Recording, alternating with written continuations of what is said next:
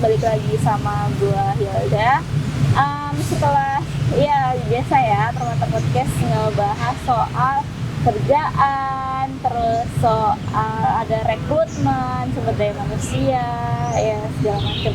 Kali ini gue mau ngomongin ngebahas soal pekerjaan customer service, di mana di Indonesia masih banyak banget yang memakai profesi ini di setiap bisnis mereka. Gue saat ini sudah bersama siapa? Perkenalkan diri.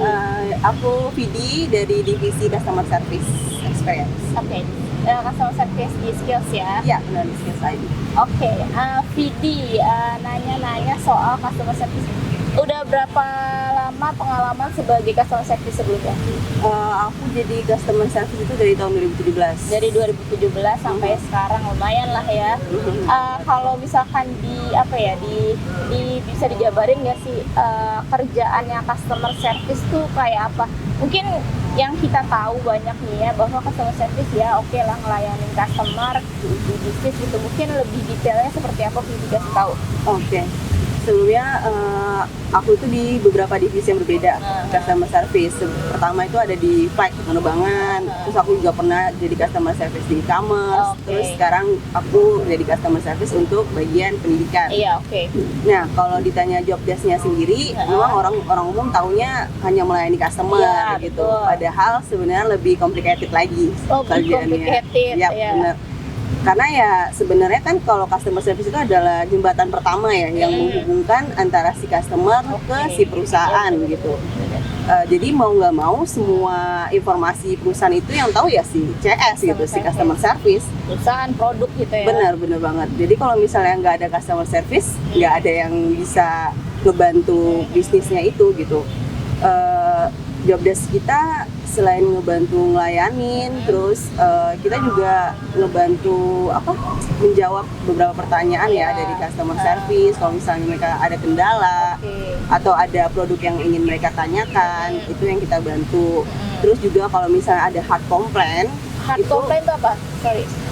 Itu misalnya adalah kendala-kendala yang memang customer service nggak bisa bantu. Jadi nanti yang ngebantu itu internal. Di internal kita. Sip. Benar. Misalnya kalau di kerjaan aku saat ini, kalau misalnya ada kendala si pesertanya nggak bisa nukerin voucher atau memang ada fraud ya, jadi kita memang minta bantuan ke tim IT, contohnya seperti itu. Karena itu kan kita di luar tanggung jawab customer service ya. Jadi kita minta bantuan ke IT. Makanya di sini sih customer service itu berkolaborasi dari banyak divisi ya. Benar. Karena memang kita ini jembatan. Jadi kalau misalnya kita nggak bisa berbaur ke semua divisi, jadi kayak kita susah sendiri gitu. Customer service intinya nggak cuma komunikasi sama customer doang, benar. Tapi juga banyak sama divisi lainnya gitu. Benar. Terus apakah hubungan sama customer ini by telepon doang kah atau by chat atau email? Kan sebenarnya kan sekarang banyak ya medianya gitu penghubung antara customer sama perusahaan. Kalau Vidi itu apa? Kalau aku sih dari awal aku terjun customer service itu di 2017 aku bagian digital, kebetulan dapatnya chat. Terus pernah berbantuan juga ke email. Terus sekarang di skill juga tetap chat gitu. Nah cuman waktu yang pertama kali banget itu kalau misalnya perusahaan lagi ngebutuhin untuk bantuan call, biasa kan suka tuh high season misalnya, kalau lagi rame-ramenya kan, jadi kita butuh perbantuan, jadi kita bantuin call. Juga. Oke. Ada yang ngebedain ya sih antara yang chat nih, ya mungkin pasti beda ya, cuman ada yang perbedaan yang paling signifikan antara chat, melayani customer chat, terus telepon, terus atau email itu apa masing-masing? Perbedaannya mungkin lebih ke skill yang harus dipunya ya. Benar. Kalau chat, ya selain kita semua butuh skill multitasking, di chat itu harus multitasking emangnya? Harus banget. Apalagi kalau misalnya bukannya cuma ngelayanin customer ya udah gitu kan, berhadapan sama customer ya selesai gitu, tapi masih multitasking. harus banget multitasking karena memang aku customer service-nya yang nggak langsung berhadapan dengan customer ya di balik itu gitu. Kalau untuk chat sendiri, kenapa aku bilang harus multitasking? Karena kita tidak hanya melayani satu customer dalam satu waktu. Jadi ada misalnya kayak kemarin tuh aku 5 bar minimal. Bayangin 5 customer yang aku layanin dengan problem yang berbeda, dengan problem yang berbeda. Kebayang dong kalau misalnya aku sampai lupa ini tadi kendalanya apa ya, terus aku salah jawab, kayak riskan banget. Dan kalau call center lebih parah lagi, karena sambil call harus sambil nyatet problemnya apa. Jadi karena kita butuh laporan kan, setiap kali menyelesaikan chat ataupun call kita harus ada laporan. Beda skillnya berarti ya. Iya pakai tiap medianya itu. Iya, harus ada skill tambahan gitu. Tapi ada, maksudnya mana yang lebih gampang gitu, ada nggak? Nggak juga? Nggak ada sih, nggak ada yang gampang. Cuman kalau kita obrolin sesama CS ya, mungkin mereka lebih sukanya email. Karena email itu ya nggak yang live ya. Kalau kayak aku dulu kan live chat. Jadi kayak customer balas, aku balas, customer balas, aku balas. Ya kan, kalau misalnya email, dia masuk, kita ada punya space waktu nih buat mikir ngejawabnya apa ya gitu. Jadi call sama chat itu hampir sama karena live kan gitu. posisi. Live ya benar-benar. Kalau misalkan kualifikasi apa sih yang dibutuhin ketika ngelamar nih jadi posisi customer service gitu? A, B, C, D, E, kualifikasinya apa aja nih yang dibutuhin? Oke, kualifikasi. Sebenarnya customer service ini adalah posisi yang sangat bisa dicoba dari beberapa jurusan. Iya, oke. Berarti that's why banyak orang yang pengen jadi CS. Dulu, iya. Kayak batu loncatan gitu juga kali ya. Benar. Jadi kalau maupun kamu tamatan pendidikan, mau kamu tamatan perawat, kamu bisa jadi customer service gitu. Yang pasti, yang pertama banget kamu harus bisa komunikasi. Itu yang paling penting banget. Karena aku bilang, kayak tadi Mbak bilang juga kan, kalau misalnya CS itu nggak cuma komunikasi sama customer, tapi harus dengan banyak divisi gitu. Terus yang kedua multitasking. Typing itu harus 10 jari. Harus cepat. Sama yang paling penting banget adalah sabar plus empati. Oh iya? Yes, empati itu perlu banget. Karena banyak banget kesalahpahaman antara customer dan CS karena ya itu kurangnya empati. Kalau salah-salah pengucapan, ini namanya kita teks ya. Cara kita nada bicara apa segala macam kan beda ya yang ditangkap gitu. Kalau misalnya kita nggak punya empati yang diterima sama customer, padahal kita kan nggak pengen marah atau nggak pengen apa, tapi yang diterima oleh customer beda gitu. Jadinya ya. Jadi lebih susah nggak sih kalau yang chat harus apa ya, harus ngeluarin pinter milih kata ya gitu, milih diksinya yang kayak gimana yang pada akhirnya outputnya gak ngecewain customer gitu, gak bikin sakit hati. Bener. Iya emang harus ribet, makanya aku bilang kan setiap posisi itu ada aja harus kendalanya, emang harus pintar-pintar milih bahasa kata-kata sama sabar ya tadi ya. Harus banget sabar. Kebayang kan? Siapa itu harus sabar? kayak kalian tuh harus ngelayanin customer dari segala macam umur, dari segala macam background, dari orang-orang yang hanya ngerti nelfon ya, kayak orang-orang yang tidak mengerti menggunakan gadget apa segala macam. Ibaratnya kita tuh udah ngasih tahu nih semua dengan jelas. Dia nanya lagi, dia nggak nanya lagi dengan informasi yang sama. Kayak ibaratnya, ayo bisa yuk baca gitu. Nah itu sih kurangnya Indonesia itu gitu. Kalau misalkan kurang sabar, mungkin ya udah ya bye aja gitu, nanti bahkan banyak kok pengen lebih banyak gitu ya. Benar. Kalau menimbulkan hal-hal yang nggak diinginkan ya, ngerugiin perusahaan gitu. Oke, terus kemudian mungkin ada kualifikasi lainnya termasuk pendidikan mungkin tadi kan udah dijelasin bahwa nggak perlu dari jurusan tertentu gitu kan ya. Yang pasti harus satu kayaknya di sekarang. Tapi ada kayak semacam pelatihannya dulu nggak sih? Tiap kita jadi CS pasti akan ada trainingnya sih. Karena kan tahu apa training knowledge kan, produk kasih tahu produk. Tadi kasih tahu kok cara empati gimana, cara komunikasi yang bagus gimana. Pasti ada trainingnya ya. Tapi meskipun dari kita nggak tahu apa-apa nih dari customer service, untuk terjun ke customer service tapi belum tahu apa-apa, bisa Bisa banget. Bisa Dia banget. yang pasti harus punya si soft skill yang aku bilang tadi. Komunikasi itu udah harus yang paling pertama. Lebih diutamain si soft skill ya. Tapi bisa nggak sih, kan sebenarnya ada kan ya yang tadi by chat doang gitu ngelayaninnya.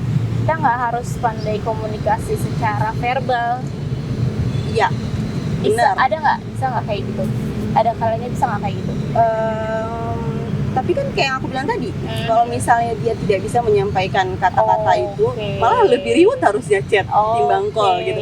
Kalau call ibaratnya ya, kamu salah ngomong, kayak oh maaf ya ibu, maaf ya pak, maksud kami adalah bla bla bla gitu. Kalau di chat, iya, kalau dia nggak bagus komunikasinya, terus dia mau alihin ke teks, ke chat gitu, malah lebih riskan.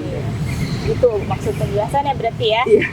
Terus kalau misalkan terkait bedanya nih ya, mau nanya sebenarnya kan bedanya customer service dengan customer care. Sama-sama ngelayan customer, tapi apa sih bedanya? Perbedaan signifikannya kebetulan sih aku memang nggak tahu sama sekali dengan background customer care. Cuman yang aku tahu sedikit dari customer care ini, dia itu lebih ke jembatan untuk mempertahankan customer, misalnya tuh di bisnis-bisnis perbankan atau bisnis-bisnis saham atau apalah gitu. Jadi posisi dia di sini adalah ngebantu buat nge-keep customer ini untuk terus berbisnis dengan kita gitu. Beda sama customer service yang mana ya udah kamu ngebantu, kamu ngelayanin apa yang diharapin pelanggan, ya itu yang kamu berikan gitu. Jadi beda sama customer. Oke. Tapi akan berhadapan sama customer tetap kan ya? Sama-sama berhadapan sama customer. Oke. Kemudian kira-kira aplikasi mungkin software gitu ya. Jadi orang tuh mungkin pengen masuk customer service sih, tapi mungkin mereka harus lebih tahu dulu software apa yang biasanya digunakan sama customer service. Ada nggak sih, atau misalkan atau nggak ada atau gimana? Ada, pasti ada. Tapi biasanya sih tergantung dari perusahaannya. Kadang kalau misalnya perusahaan-perusahaan kecil, biasanya mereka cuma gunain WA, WhatsApp. Kan murah kan, operasionalnya lebih murah. Cuman itu kalau hal apa sih ya, basic banget tuh ya ini. Ya bener, basic. Cuman waktu aku pertama kali 2017 itu kan memang langsung di perusahaan besar, perusahaan penerbangan waktu itu. Itu kita langsung make yang namanya Zopim. Jadi Zopim itu digunain untuk chat. Kalau call center kita sendiri sana menggunakan Accentric namanya. Nah kalau email itu pakai Zendesk. Kayak mungkin semua customer service sudah pada nggak asing sama yang namanya Zendesk. Karena memang penjualan pun bisa dari Zendesk. Tahu aku ya, sorry for wrong kalau misalnya salah. Zendesk itu kayak udah nggak asing banget. Terus ada beberapa perusahaan yang memang menggunakan sistemnya sendiri. Kayak dulu yang aku di e-commerce itu dia pakai sistem mereka sendiri. Berarti intinya ada, mereka pakai software tapi tergantung sama perusahaannya. Kurang lebih yang populer yang tadi disebutin ya. Zendesk. Kemudian ada nggak sih jenjang karirnya dari customer service? Karena kan kita ngelihatnya customer service ya udah gitu ngelayanin customer aja tiap hari, tugasnya kayak gitu, berhadapan sama customer, sama keluhan. Ada nggak sih sebenarnya jenjang karirnya? Ada sih, ada. Ada. Apalagi kalau misalnya banget sih ini ya. Udah bertahun-tahun ya. Kalau misalnya memang dia gigih dan niat, sebenarnya ada jenjang karirnya. Kalau dia mau, kadang ada orang yang pengen comfort di zonanya ya. Kayak ya kayak kakak bilang tadi, dia cuma ngebantu customer, dia pulang dia nggak punya PR, ya kan? Selesai sama urusan customer gitu komplain, ya dia nggak tahu gue, kan pakai nama, ya kebetulan Chelsea itu nggak pernah pakai nama asli, ya kan? Selalu menggunakan nama samaran di sananya. Nggak pernah pakai nama asli? Nggak pernah. Gitu, bocoran. Bener, bocoran. Karena itu adalah privasi, rahasia, kan serem kan. Tapi kan kadang namanya kayak full ada Rani Putri gitu ya. Enggak. Jarang banget kayak situ yang pakai nama asli, karena memang dia itu mewakili perusahaan, bukan diri dia sendiri gitu. Oke. Tadi nanya apa? Sorry. Jenjang karir. Jenjang karir. Oke. Kalau jenjang karir sendiri sebenarnya banyak ya. Misalnya dia bisa jadi QA, itu namanya quality assurance. Jadi itu tugasnya sendiri itu yang nanti ngasih penilaian ke CS. Oke. Jadi sebagai customer service kita kerja juga dinilai dan dinilai oleh si QA ini. Oh gitu. Nah, Kemudian setelah itu, setelah QA itu ada namanya trainers. Oh. Trainer ini ya yang tadi sebelum kamu terjun ke CS itu akan dikasih pembekalan, atau kalau misalnya ada produk baru dari perusahaan itu tiap bulan pasti akan ada trainingnya. Oke. Gitu. Nah yang paling tinggi, yang selanjutnya itu ada pastinya tim leader. Itu kayak harus ngelewatin beberapa tahapan dulu, nggak bisa langsung. Sampai ke tim leader ya. Ada juga namanya RTFM. Jadi RTFM itu kerjaannya, sorry ini bukan masuk merendahkan sebenarnya dengan pekerjaan RTFM, tapi sebenarnya kalau kata teman-teman kita dulu tuh omongannya RTFM itu kerjaan gabut. Karena dia kayak cuman ngeliatin grafik. Kalau misalnya call lagi rame nih, atau chat lagi rame, email lagi rame, nah dia harus siap-siap nyari, oh siapa nih kebantuan. Dia harus siap ngasih laporan apa segala macam, intinya harus tanggap TFM itu. Gitu. Mungkin mereka lebih ke menganalisis gitu kali ya. Benar harus Ya, bisa baca data. Iya, baca data. Mungkin nggak gabut juga kayaknya analisis ya jadinya. Nah iya, susah jadi ya. sebenarnya gabutnya ketika lagi sepi. Iya, lagi sepi. Nah, Oh bener. gitu. Oke. Kemudian berarti kan kalau misalkan belum sampai ke jenjang karir si QA tadi, si customer service ini punya rate gaji yang beda-beda nggak sih? Sesuai tahun maksudnya. Kalau makin lama Iya, makin betul, itu. gitu.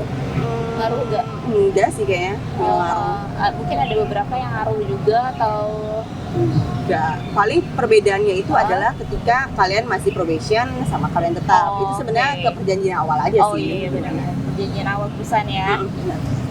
Terus kemudian ini lebih ke tips dan trik gitu. Tips atau tips ya, mungkin gimana sih lu sebagai customer service nanganin keluhan dari customer gitu yang pasti macam-macam banget kan, pasti aneh-aneh banget, tapi ya udah diladenin Iya, gitu. Tipsnya tuh apa?